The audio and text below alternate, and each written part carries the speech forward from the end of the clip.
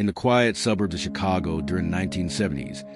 Few people would have imagined that one of the most horrifying killers in American history lived right among them. John Wayne Gacy was the kind of neighbor who waved at everyone, offered to help fix your fence, and showed up at local charity events. He owned a small construction business called PDM Contractors, and through hard work and charisma, he became known as a successful, community-minded man. He was even active in the Democratic Party, meeting local politicians and taking photos with them at events. To many, Gacy represented the perfect example of the American dream. Friendly, hardworking, and respected. But behind the smile, a nightmare was waiting to be uncovered. Gacy's public image had years of inner torment. Born in 1942 in Chicago, he grew up under the shadow of an abusive father who constantly berated and beat him. His father called him weak and worthless, even when Gacy tried to please him. As a child, Gacy suffered from health problems, which made him less athletic and more isolated. His father's constant criticism created deep emotional scars that would later twist his view of power and control. Still, young Gacy sought validation through hard work. He joined social clubs, volunteered, and learned how to charm people with his humor and enthusiasm. It was this ability to mask his true self, to appear kind and generous, that would later allow him to lure his victims without suspicion. By the late 1960s, Gacy's life looked like a success story. He married a woman named Marlyn Myers, moved into a comfortable home, and even managed 3 fast food restaurants. Yet, beneath the surface, he battled dark urges he could no longer hide. In 1968, his double life began to show when he was convicted of sexually assaulting a teenage boy. He served 18 months in prison, but was released early for good behavior. Afterward, he tried to rebuild his reputation, moving back to Chicago and starting his construction business. No one in his new neighborhood knew about his criminal past. Once again, Gacy wore a smile, the mask that hid the monster beneath. What made Gacy different from other killers was his chilling ability to live 2 lives at once. To the public, he was the friendly contractor and civic volunteer. To those who entered his home, he became something else entirely. He created a character named Pogo the Clown, a costume he wore to entertain children at parties and charity events. Dressed in bright colors and heavy makeup, he laughed, danced, and made balloon animals. People adored Pogo. But behind the painted grin, there was something disturbing. A man who found pleasure in control, dominance, and fear. The clown became more than a costume. It was a mask that allowed Gacy to hide in plain sight. Inside his small home at 8213, West Somerdale Avenue, Gacy's secret world grew darker. He often hired young men for temporary work, promising them easy money through his contracting business. Many were runaways, drifters, or boys looking for a break in life, and no one ever saw them again. Gacy had a chilling method. He would invite them over for a drink, show them magic tricks, and handcuff them under the pretense of a police game. Once they were restrained, the real horror began. What followed was torture, strangulation, and death. The victims' bodies would vanish without a trace, hidden where no one thought to look, under the very floors of his home. To his friends and neighbors, Gacy remained the same cheerful man. He hosted parties, smiled at police officers, and even loaned equipment to local community projects. No one suspected that, just beneath their feet, a collection of graves was growing. The smell of decay occasionally drifted through his house, but he brushed it off, blaming the sewage system. Even when complaints reached the authorities, no one imagined that the respected Pogo the Clown could be responsible for something so gruesome. Gacy's charm and influence allowed him to escape suspicion time and time again. In those years, Gacy felt unstoppable. He saw himself as smarter than everyone else, untouchable. He would later admit that killing gave him a sense of power and control, something he had never felt growing up under his father's abuse. Each murder became part of a twisted ritual. He believed no one would ever find out, that his smiling face would protect him forever, but his arrogance would eventually lead to his downfall. By 1977, Chicago police began noticing a strange pattern. Young men disappearing without a trace, often last seen near Gacy's neighborhood or connected to his contracting business. Parents pleaded for answers, but there were no witnesses, no evidence, and no clear leads. Gacy's clean record and respectable image kept him off the radar. For years, he remained a ghost, hiding his crimes behind laughter, work, and political connections. The mask was still on, and the monster was still free. But everything began to unravel in December 1978, when 15-year-old Robert Pius vanished after leaving work to meet Gacy about a job. Pius' disappearance triggered an investigation that would finally expose the horrifying truth. When police searched Gacy's home, they began to sense something terribly wrong. The air inside was thick and foul. Detectives would later describe the smell as death itself. What they found beneath that suburban house would shock the entire nation. The man who wore a smile, who dressed as a clown for children, and who helped his neighbors, was not a man at all, but a monster hiding behind a mask of normalcy. The search for Robert Pius would soon open the door to a nightmare that no one could ever forget. The night of December 11, 1978, began like any other for John Wayne Gacy. But for investigators of the Plains, Illinois, it marked the start of one of the most disturbing cases in American history. 15-year-old Robert Pius had vanished after telling his mother he was going to meet Gacy about a construction job. He never came home. His disappearance triggered alarm bells. Robert wasn't the type to run away. His parents described him as responsible and hardworking, the kind of teenager who always kept his word. Detectives quickly learned that Gacy had been the last person to see the boy alive. When they questioned him, Gacy denied everything, smiling politely and claiming he knew nothing. But something about his calm, rehearsed answers bothered the investigators. Detective Greg Beto and his team began watching Gacy closely. At first, they had no proof of wrongdoing, only suspicions. But as they dug deeper, Gacy's clean image began to crack. They discovered his 1968 conviction for sexually assaulting a teenage boy in Iowa, a fact Gacy had conveniently hidden from everyone around him. The more they learned, the darker his story became. Police obtained a search warrant for his house, and on December 13, 1978, they stepped inside for the first time. What they found wasn't enough to arrest him, but it was enough to keep digging. They discovered police badges, books on homosexuality and sadomasochism, and strange odor in the house that Gacy claimed came from bad drainage. As the investigation continued, Gacy's behavior grew erratic. Detectives tailed him everywhere, noting his heavy drinking and nervousness. He seemed to know the walls were closing in. Sometimes he invited the officers into diner for coffee, trying to act friendly. He even joked that they were his shadows. But behind the jokes, there was panic. When the police ran a check on Gacy's car, they found fibers and a small trace of blood. It wasn't enough for an arrest, but it was enough to keep the pressure on. Then came the moment that changed everything. Officers executed a second search warrant on December 21st, 1978. This time, they were determined to find out what was causing that unbearable smell beneath the house.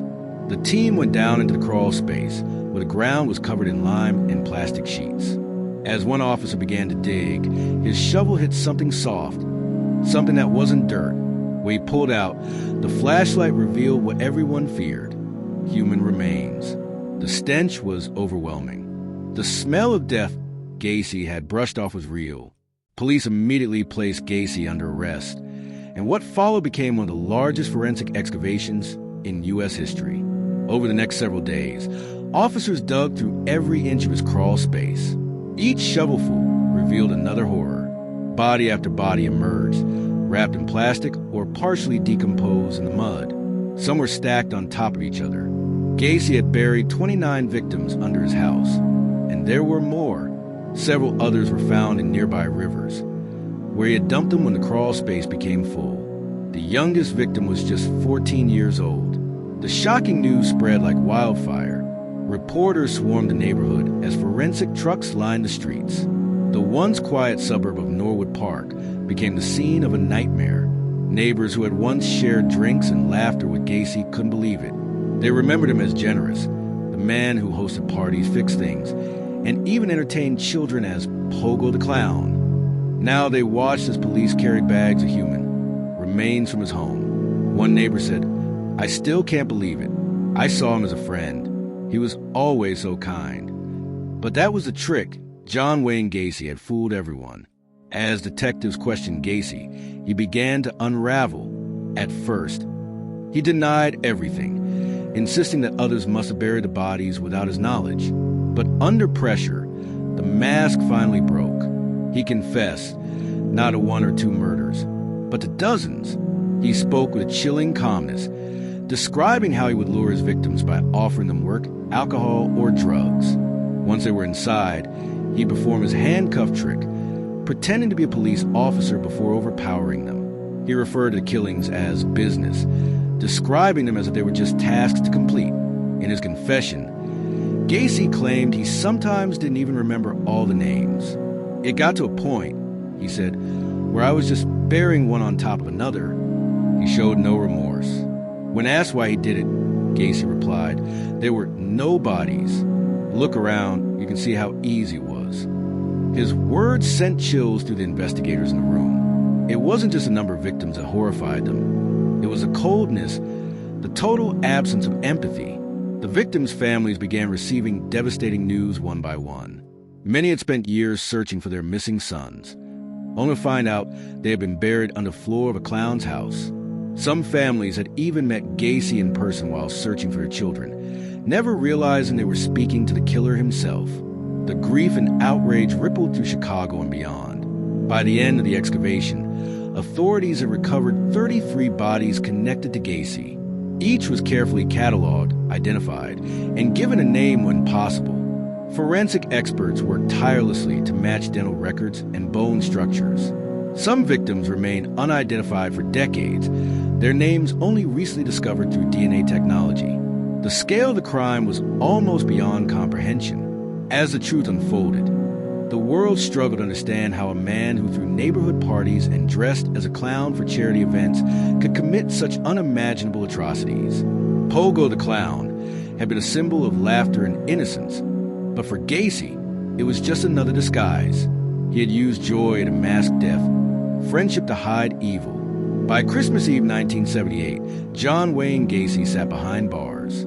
The cheerful suburban contractor was gone, replaced by a killer whose name would forever haunt the history of American crime. Yet, even after his arrest, Gacy seemed unbothered. He smiled for cameras, joked with guards, and told reporters, "There's a lot of killing out there. Mine just got noticed." It was clear Gacy didn't fear justice. He feared only losing control. But justice was coming. The House of Secrets had finally been opened, and beneath it lay the story of a monster that no one could ignore. When police finally pulled John Wayne Gacy from the comfort of his home, the world watched as the cheerful contractor and community volunteer transformed into one of the most chilling criminals in American history. In the weeks following his arrest, investigators pieced together the gruesome puzzle. The evidence was overwhelming, body after body, each one tied directly to him. Gacy's name dominated headlines, and the smiling clown mask that once brought laughter now symbolized horror. People across the country couldn't believe that a man who dressed as a clown for sick children had murdered at least 33 young men and boys. In early 1979, the full weight of the law began to bear down. Gacy was charged with 33 counts of murder, the largest number ever filed against a single individual in U.S. history at that time. Prosecutors described his home as a burial ground of nightmares. Forensic scientists presented dozens of pieces of evidence: personal belongings of victims, handcuffs, rope, and photographs found inside the house. The air in the courtroom was heavy, and each day revealed another layer of horror.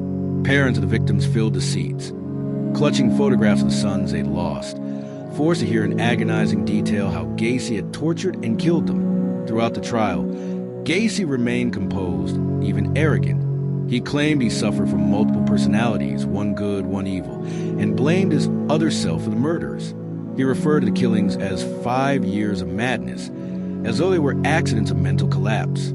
His defense team argued insanity, painting him as a man broken by childhood trauma and repressed sexuality.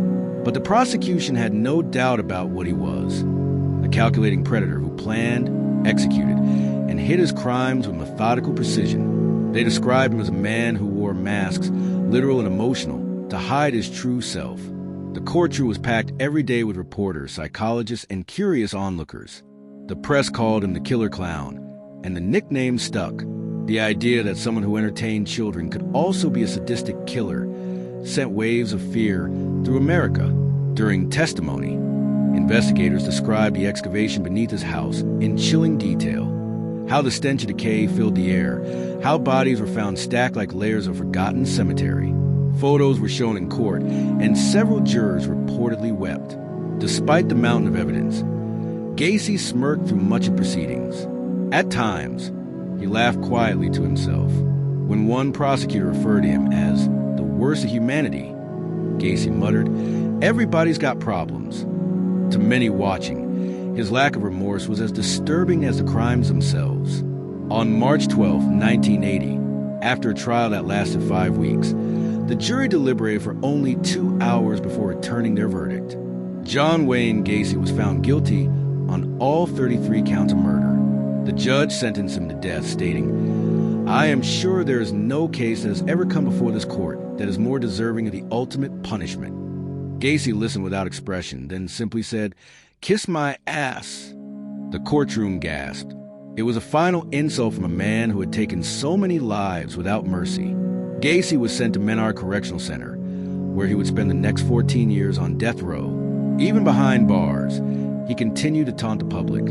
He gave interviews to journalists, often portraying himself as a victim of a corrupt system. "I didn't kill anyone," he insisted in one interview. "I'm the 34th victim." He began painting in his cell, producing bizarre artwork, many featuring clowns, skulls, and Jesus. Some of his paintings were sold at auctions, causing outrage among victims' families. The thought of anyone profiting from his name was unbearable to those still grieving. Meanwhile, the families of the victims struggled to rebuild their lives. Many could not bear to live in the same city where their sons had vanished. Memorials were held for the victims whose bodies were identified, while others remained unknown for decades. Each name that could finally be attached to a recovered body brought a small measure of closure, but the emotional wounds never truly healed. The crimes of John Wayne Gacy left a stain on the soul of the city and a scar on the nation. Over the years, Gacy's appeals failed one after another. He continued to maintain his innocence, even though his own detailed confession had been recorded by police. His arrogance never faded. When asked if he feared death, Gacy replied, "Why should I? They can't prove anything I didn't already admit." To him, even the truth was a game, a performance he refused to stop playing. Finally, in 1994, after more than a decade of legal battles, Gacy's time ran out. On May 10th, he was led to the execution chamber at Stateville Correctional Center in Illinois. The man who once laughed as Pogo the Clown now faced his own silence. Reporters, law officials, and family members of the victims gathered to witness his final moment. As he lay strapped to the gurney, Gacy showed no fear. His final words, delivered with a smirk, were, "Kiss my ass." Moments later, the lethal injection began. Within minutes, he was pronounced dead. For many, Gacy's death brought a sense of relief, but not peace. The families of his victims wept quietly, knowing justice had finally been served, yet their sons would never return. The house on Somerdale Avenue was demolished soon after the investigation, leaving behind only an empty lot where unspeakable evil once lived. To this day, people who drive past the site say they still feel uneasy, as though the ground remembers. John Wayne Gacy's legacy remains one of horror and deception. He was not a monster that hid in the shadows. He was one that smiled in daylight. His crimes changed how America viewed safety, trust, and even the meaning of a smile. For decades after his execution, books, documentaries, and films tried to explain how an ordinary man could commit such extraordinary evil. Yet no explanation could truly make sense of it. Gacy once said that people only remembered him because of his clown costume, but it was never the paint or the laughter that made him infamous. It was the truth behind the mask. Beneath the makeup and charm was a man who turned kindness into bait, laughter into a weapon, and trust into a trap. His story reminds us that evil often hides in plain sight, disguised behind the friendliest of faces. And so, the story of John Wayne Gacy ends, not with redemption, but with a warning. The man who wore the mask of a clown revealed something far darker than anyone could imagine. That monsters don't always look like monsters. Sometimes they smile